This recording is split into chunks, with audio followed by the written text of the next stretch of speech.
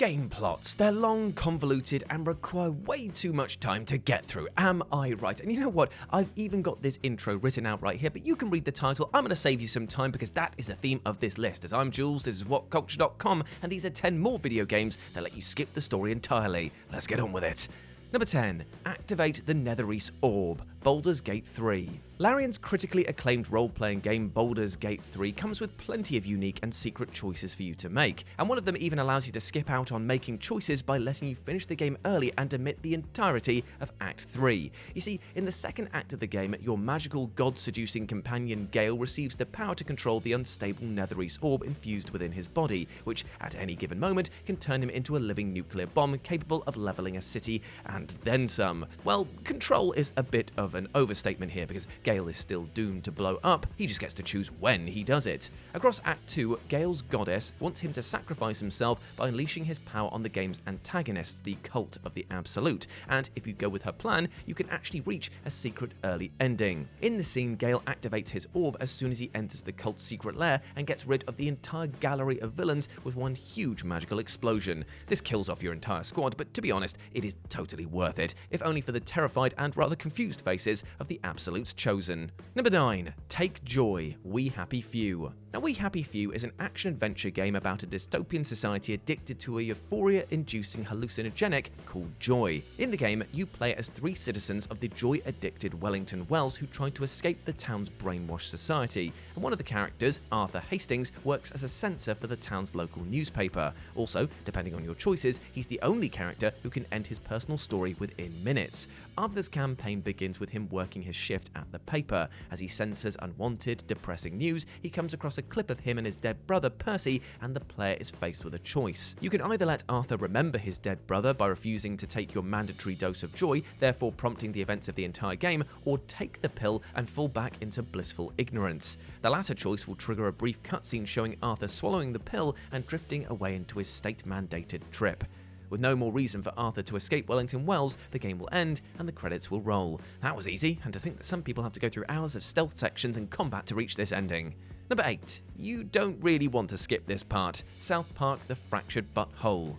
South Park: Fractured But Whole is the second game made by the show's actual creators Trey Parker and Matt Stone, and just like regular South Park, the game is full of gags and jokes that poke fun at virtually everything and anyone, including you, the player. In fact, one of your particularly infuriating gaming habits can even cause the game to finish itself for you.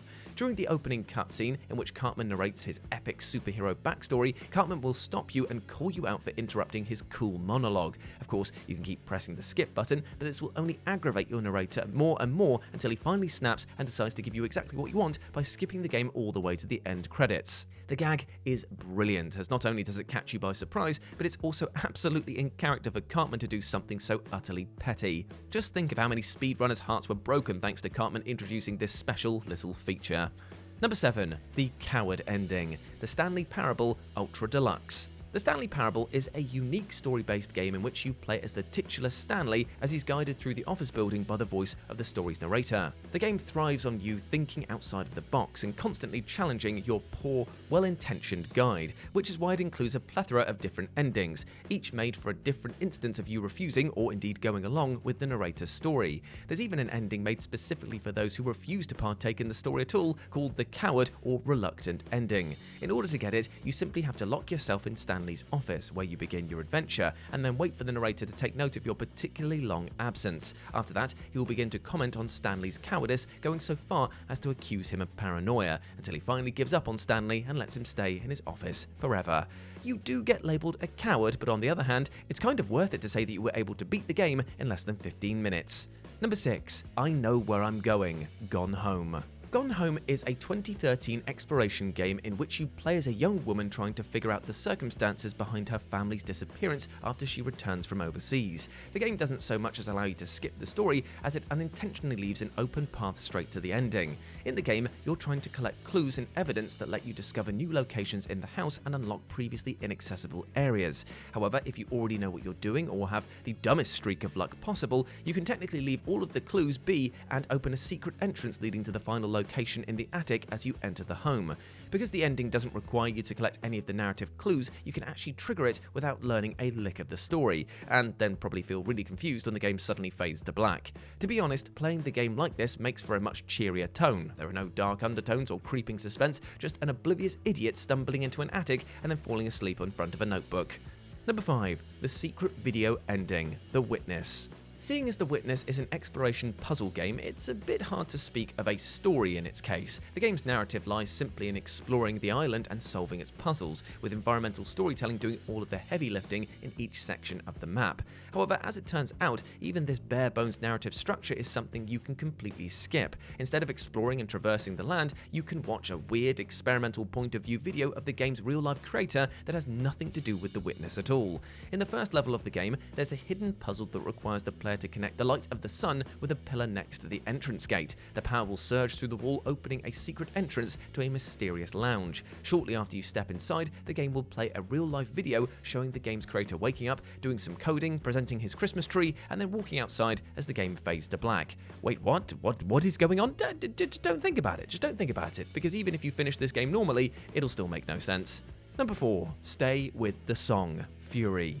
The story of Furi follows its mysterious protagonist, referred to as Ryder, as he tries to break out of his elaborate prison made out of levitating futuristic islands. You spend the entire game fighting and killing for Ryder's freedom, only to discover that your character is actually an alien invader, and the only reason he was trying to escape was to return to his mothership and prepare an invasion. Luckily though, there is another, more satisfying ending that lets you skip all of this murder. One of Ryder's jailers, the Song, offers your character a chance to just give up the fight. Believing him to be capable of good, she invites him to stay with her inside her peaceful sanctuary for all of eternity. If this sounds like the plan for you, all you need to do is wait a few minutes in front of the Song's arena. This will trigger a cutscene in which Ryder sits down next to the Song and she reassures him of his good heart, and then the credits roll. You can stop the alien invasion without killing any additional jailers, and as a bonus, you'll spare yourself the frustration of fighting them. Now that is a win-win.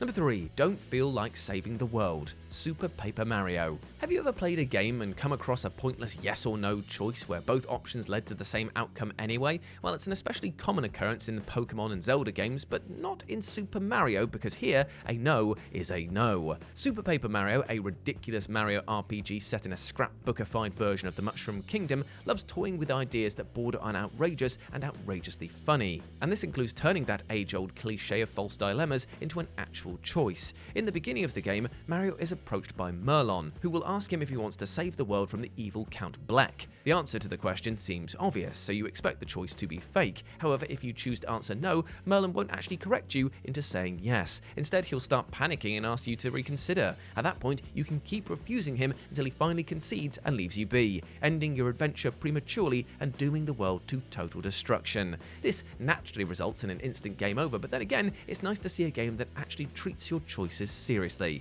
even if they are terrible. Number 2. Kill Ryoji, Persona 3.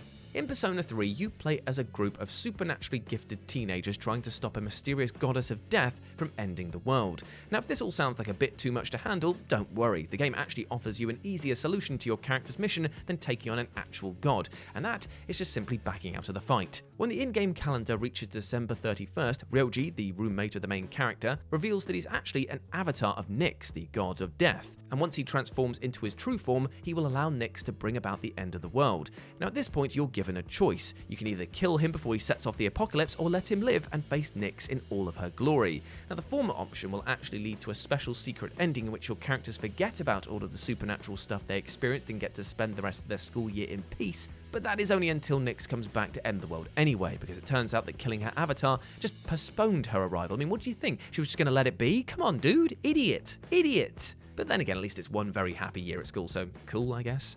And number 1, gotta get that Crab Rangoon, Far Cry 4. Now, listen, you knew that Far Cry was going to be on this list. Everyone knows about this secret ending by now. By the time that I finish speaking about this, the footage on screen will have actually shown you the ending that you can get. So why don't we just wait out this little bit here together? There's a script in front of me that I should be reading, but this is the only way to make this interesting for me after years of talking about Far Cry and the secret ending. So, how are you? You alright? Cool.